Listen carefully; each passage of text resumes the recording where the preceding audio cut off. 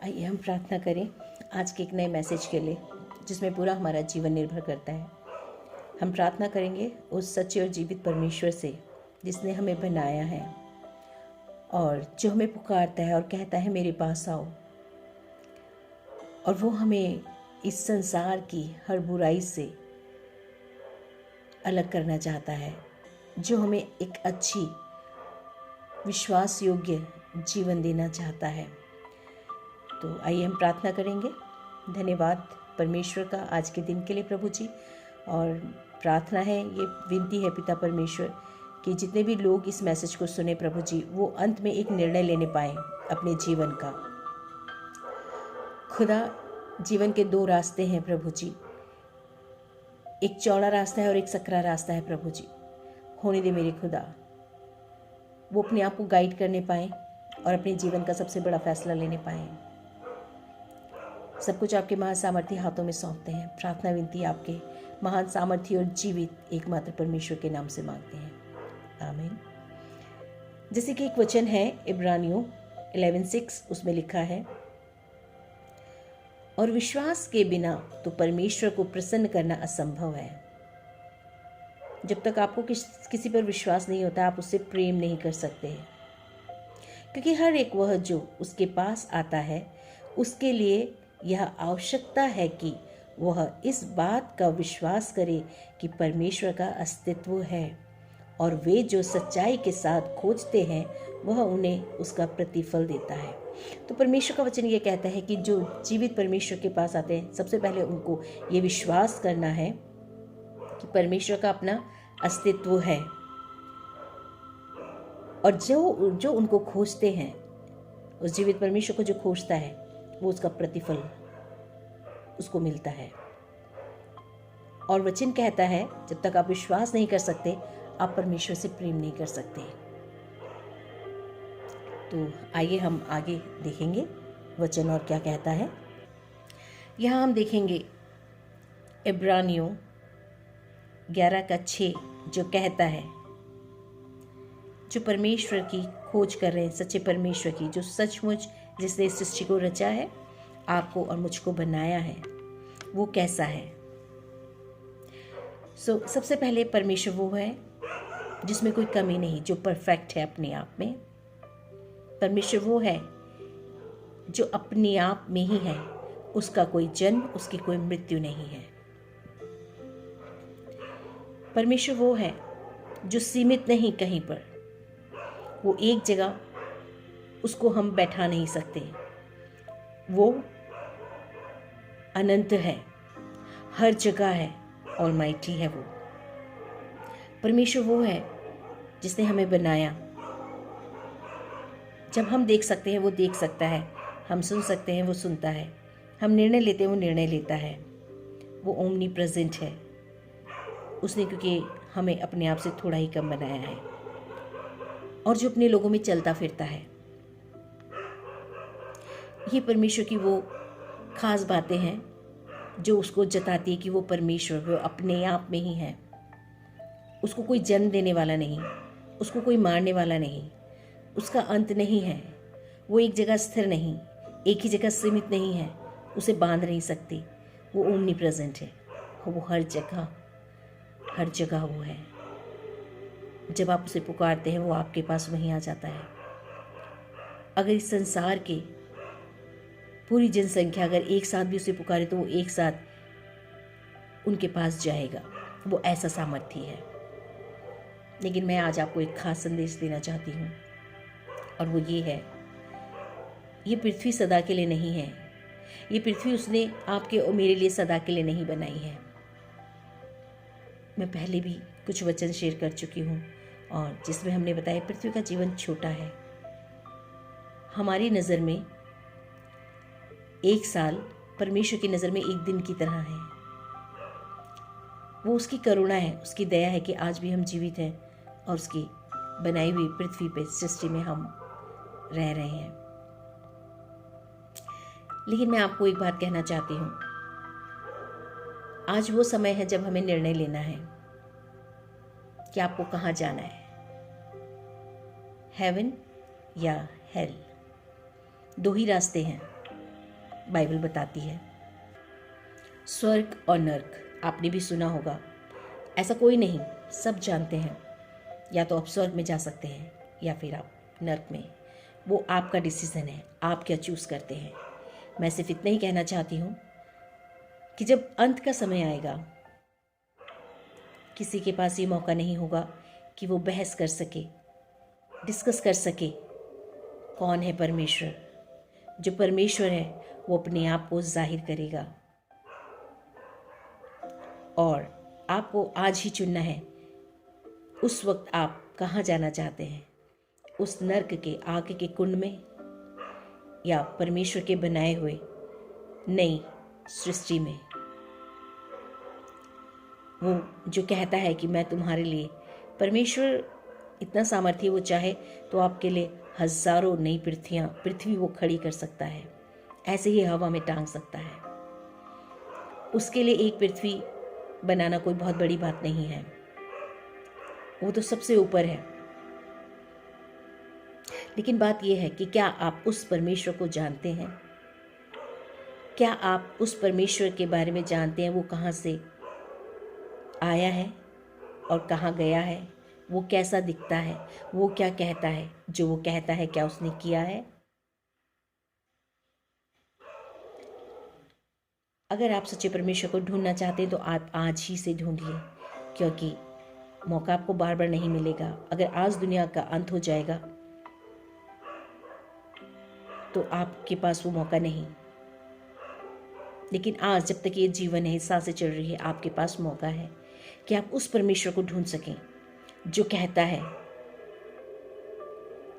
मैं जो हूं सो हूं। वो जो कहता है मैंने तुम्हारे सर के बालों को गिना हुआ है। वो जो ये कहता है मैंने तुम्हारी तस्वीर अपने हाथों पे, अपनी हथेली पे बनाई हुई है। जो कहता है मैंने तुम्हें तुम्हारी माँ के गर्भ में अपनी उंगलियों से सृजा है। मैंने तुम्हारे बेडोल तत्वों को देखा है। उस परमेश्वर को ढूंढिए जो कहता है मैं तारों को नाम लेकर पुकारता हूं। उसे ढूंढिए जिसने इस पृथ्वी को हवा में टांगा है, और वो हजारों पृथ्वी टांग सकता है, जो आपके लिए एक नया राज्य तैयार कर रहा है। उस परमेश्वर को ढूंढिए जिसने सागर की सीमाओं को ठहराया हुआ है। उसको ढूंढिए जो कहता है कि मैं चिड़ियों को भी भोजन देता हूं। उस परमेश्वर को ढूंढिए जो इन हरी घास के मैदानों को इतनी खूबसूरती से सजाता है, उन फूलों को खिलाता है जो आज हैं और कल नहीं है। तो वो आपसे कितना प्रेम करता है, बोलता है। वो कहता है जब मैं इतना सुंदर सजाता हूँ तो तुम्हें कितना सुंदर मैं बनाना चाहता, और तुम्हें कितना मैं प्यार करता हूँ।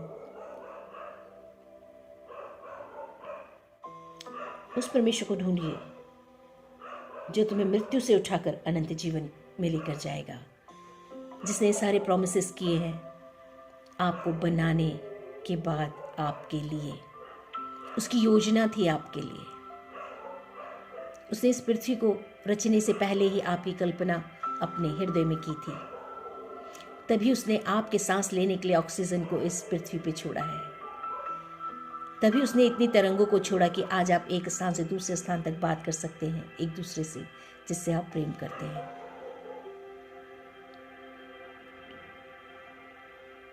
परमेश्वर एक ही है, वो अनेक नहीं हो सकता।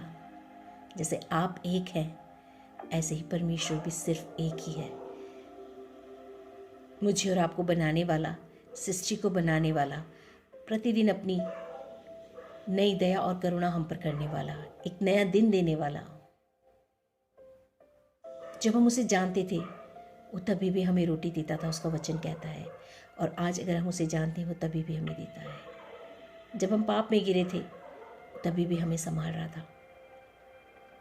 आज जब हम उसमें हैं वो आज भी हमसे प्रेम करता है। परमेश्वर का वचन बताता है कि वो पापी और रोगियों के लिए आया है। चंगे लोगों के लिए नहीं आया। और वचन बताता है कि कोई भी यहाँ पर निष्कलंक नहीं है, सभी यहाँ पर पापी हैं। मन, वचन और कर्म से सभी ने पाप किया है। कोई भी परमेश्वर के सामने खड़े होने योग्य नहीं है। लेकिन ये उसकी दया है। उसने एक नया दिन दिया, एक नई सुबह दी, एक नया जीवन दिया कि आप अपने जीवन का फैसला कर सके। उस परमेश्वर को जानिए, उसके भेदों को जानिए। वो कहता है, वो अपने भेदों को आप पर जाहिर करना चाहता है। उसको सुनने की कोशिश कीजिए। मौका नहीं मिलेगा, दोबारा मौका नहीं मिलेगा। आज ही है, आपको मौका दिया है परमेश्वर ने। नया दिन दिया, नई सुबह दी, नई ऑक्सीजन, नई सूरज की रोशनी, एक हेल्दी शरीर, माइंड, सब कुछ ब्लेस किया है। आप एक बार उसकी ओर ध्यान दें। सोचे तुम्हें सृजने वाला कौन है, कैसा है, कैसा दिखता होगा वो, कैसे सोचता होगा, क्या इमेजिनेशन होगी जब उसने आपके बेडोल तत्व को आपकी माँ के गर्भ में बनाया। वो कहता है वो बहुत सामर्थी है, उससे बढ़कर कोई नहीं संसार में। परमेश्वर को हम बांध के नहीं रख सकते। परमेश्वर अविनाशी है, वो महान है, वो आदि और अंत का राजा है। उसके हाथ में आदि और अंत है, शुरुआत और अंत उसके ही हाथों में है। परमेश्वर सब कुछ रचने वाला है। वो चाहे तो बनाए, वो चाहे तो बिगाड़ दे, वो चाहे तो आज इस पृथ्वी को नष्ट कर सकता है। लेकिन उसकी दया है कि वो चाहता है हर एक के कानों में उसकी आवाज़ जाए और हर एक जुबान उसका अंगीकार करे। उसका वचन कहता है हर एक घुटना उसके आगे टिकेगा, क्योंकि हम उसके आगे कुछ भी नहीं है। फिर भी वो हमसे प्रेम करता है, वो आपसे भी प्रेम करता है। और मैं आपसे रिक्वेस्ट करना चाहती हूँ, जितने भी लोग इस मैसेज को सुन रहे हैं, प्लीज़ आप इसको आगे शेयर कीजिए, ताकि जिसकी ज़रूरत है उसके पास तक ये मैसेज जाए। जो जीवित परमेश्वर को ढूंढ रहा है, जो एक सच्चे परमेश्वर से प्रेम करना चाहता है, एक ऐसे परमेश्वर से जो कहता है कि उसकी निगाहें हर वक्त पृथ्वी पर टिकी रहती हैं, उसके कान हमेशा पृथ्वी की ओर लगे रहते हैं कि कौन उसको पुकार रहा है। वो आपको ढूंढ रहा है, वो आपको देख रहा है। अगर आप उसको ढूंढ रहे हैं, वो उतना ही बेचैन और बेताब है जितना उसको खोजने वाला उसका खोजी होता है। परमेश्वर हर रोज आपको एक नया दिन देता है ताकि आप उसकी आवाज़ सुन सकें। प्रभु का धन्यवाद करते हैं इन सारे वचनों के लिए। और आपसे रिक्वेस्ट है कि आप जानिए आपकी कॉल कहाँ की है, स्वर्ग की या नर्क की। आपको डिसाइड करना है, क्योंकि अगर एक बार जब अंत का समय आएगा फिर मौका नहीं मिलेगा। उससे पहले वचन कहता है कि जो बुद्धिमान है वो अपने आप को उज्जवल कर लेंगे, नए वस्त्र पहन लेंगे। आप भी बुद्धिमान बनिए, उसको खोज लीजिए, अपने आप को उज्जवल कर लीजिए। वो हमारे गुनाहों को धोकर बर्फ़ की तरह सफ़ेद करने वाला है। वो हमारे गुनाहों को माफ़ कर कर याद भी नहीं करता। वो हमसे प्रेम करता है। वो प्रेमी परमेश्वर है, विलम्ब से क्रोध करने वाला है। वो हमारे पापों के अनुसार हमसे व्यवहार नहीं करता। आप जहाँ भी हैं, जैसे भी हैं, आप उसके हैं। आप उसे पुकारिए, वो आपकी सुनेगा। मैंने पुकारा, उसने मुझे सुना। मैं उसका धन्यवाद करती हूँ। आप उसे पुकारिए, वो आपको भी सुनेगा। ज़्यादा से ज़्यादा आप इस मैसेज को शेयर कीजिए, सब्सक्राइब भी कीजिए। खुदा जैसे गाइड करेगा आप तक मैसेज पहुंचते जाएंगे उसकी आत्मा के द्वारा। आइए हम एक प्रार्थना करेंगे और एंड करेंगे। धन्यवाद मेरे खुदा आज के इस मैसेज के लिए प्रभु जी, आपका धन्यवाद करते हैं प्रभु, और प्रार्थना करते हैं उतने सभी लोगों के लिए प्रभु जी जो तुझे खोज रहे हैं प्रभु। तू दया कर, उनके रास्तों को तैयार कर, ये मैसेज उन तक जाने पाए प्रभु, और वो जानने पाए कि जिस दिन अंत का समय होगा फिर वो कोई भी बहस नहीं कर सकते किसी से, कौन सच्चा है कौन नहीं है, कौन झूठा है, कोई मौका नहीं होगा प्रभु, और वो आग के कुंड में धकेले जाएंगे प्रभु जी।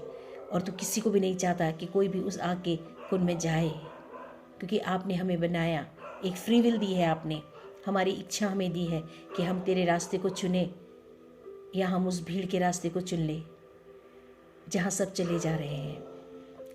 प्रभु हमारी प्रार्थना है हर एक की आंखों की काली पट्टियाँ खुलने पाएँ प्रभु जी तेरे अनुग्रह के द्वारा प्रभु, और वो तेरे प्रेम को चख सके, तेरे प्रेम को वो देख सके प्रभु,